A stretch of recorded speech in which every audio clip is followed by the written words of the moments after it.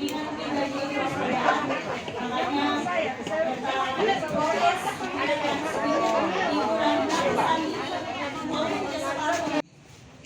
lagi Bapak Ibu sekalian, ketika berbicara nyawa tentu kita tidak tepat ketika berbicara statistik, karena satu nyawa tentu sangat berarti bagi kita. Nah, oleh karena itu sekali lagi saya sampaikan bahwa mari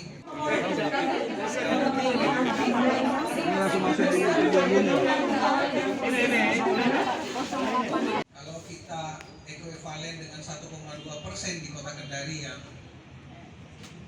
tercatat sebagai kasus kematian, total di angka kita 93 orang. Betul Pak, saya bilang sudah. Ini Pak Bote betul ini. Yang kedua kali begitu.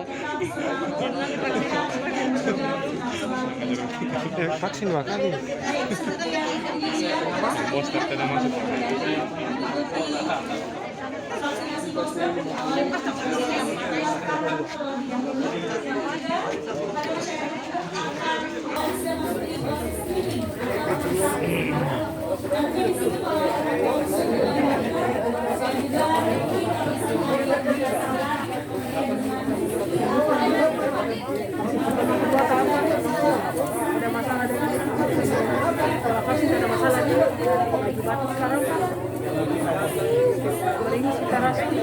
Sakit tenggorokan, sakit dada, sakit rasa, sakit perut, pada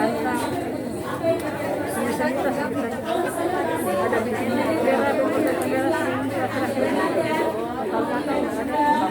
sering keluar atau darah dari tubuh kita. Sama Pak Kapolres, Dinas Sosial, Pol PP, Dinas Perhubungan dan beberapa dinas terkait, kita sudah buat timnya termasuk Dinas Pemberdayaan dan Perlindungan Anak.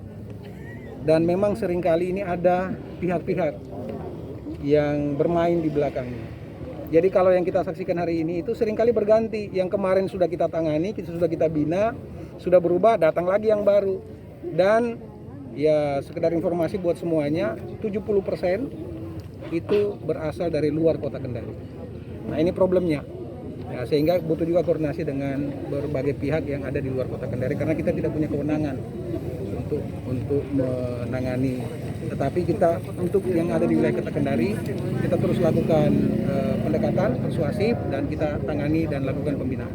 Terima kasih ya. Terus kita laporkan ke pusat ya. Kita terus berkoordinasi setiap waktu. Kalau sebelum-sebelumnya kita sekali sepekan, kalau sekarang ini sudah harian. Dengan angka seperti hari ini kita koordinasi harian sehingga kita menunggu nanti seperti apa pemberlakuan levelisasi PPKM kita. Tapi yang jelas sebenarnya dari awal saya menyampaikan masyarakat kan sudah tahu, sudah paham apa yang harus dilakukan sehingga pesan kami tinggal meningkatkan kedisiplinan ya. Kita sudah terbukti sukses melewati 2 gelombang sebelumnya termasuk Delta sehingga tinggal kita ulang karena varian ini kan sebenarnya tidak jauh berbeda dengan varian-varian sebelumnya, hanya saja yang membedakan ini lebih cepat penularannya. Gitu. Upaya-upaya mencegah apa sih Pak dari Pemkot? Tetap protokol kesehatan, ya. Kemudian kita, alhamdulillah karena infrastruktur kita sudah semakin baik, aplikasi Peduli Lindungi sudah dimiliki oleh sebagian besar masyarakat kita, makanya kita persyaratkan untuk tempat-tempat umum, penyelenggaraan acara dan seterusnya itu wajib menggunakan proteksi aplikasi Peduli Lindungi supaya masyarakat bisa terdeteksi dan memudahkan kita melakukan tracing kalau sekiranya di situ ada terjadi penularan. Kan kembali terjadi lonjakan kasus. Vaksin ketiga Pak? Sama aja waktu vaksin pertama dan kedua, alhamdulillah tidak ada yang berubah ya, tidak ada yang dirasakan biasa saja. Ya mudah-mudahan masyarakat bisa ikut melakukan vaksinasi yang ketiga, tahap ketiga ini yang kita istilahkan dengan booster untuk memberikan penguatan karena kita tahu varian Omicron sudah juga masuk di wilayah kita, bahkan angkanya sangat eksponensial ya, sebagaimana berita-berita dan informasi yang sudah kita dapatkan sebelumnya bahwa varian Omicron ini sangat cepat penularannya. Terbukti kita menemukan kasus awal itu di awal Februari, tepatnya tanggal 2 Februari. dan sekarang angkanya sudah 400.